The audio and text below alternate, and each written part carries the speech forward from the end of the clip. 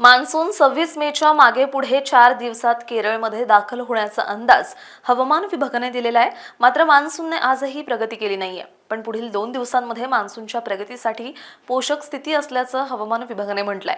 Monsoon यंदा देशात सरासरी वेळेच्या आधी दाखल होईल असा अंदाज हवामान विभागाने दिलेला आहे।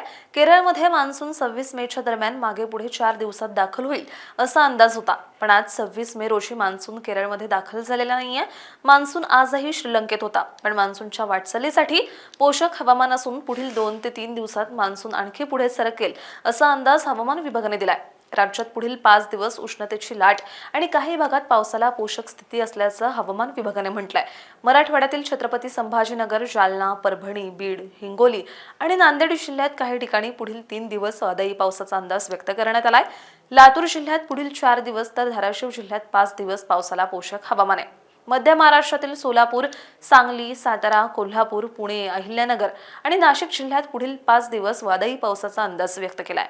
कोकणातील सिंधुदुर्ग, रत्नागिरी आणि रायगड जिल्ह्यात काही ठिकाणी पुढील 3 दिवस वादळी पावसाचा अंदाज आहे, तर त्यानंतर 2 दिवस हलक्या पावसाची शक्यता वर्तवण्यात आली आहे। मुंबई, ठाणे आणि पालघर जिल्ह्यात आज आणि उद्या उष्णतेच्या लाटेसह काही भागात पावसाला पोषक हवामानाचा अंदाज आहे। विदर्भात पुढील 3 दिवस उष्णतेच्या लाटेचा इशारा देण्यात आलाय।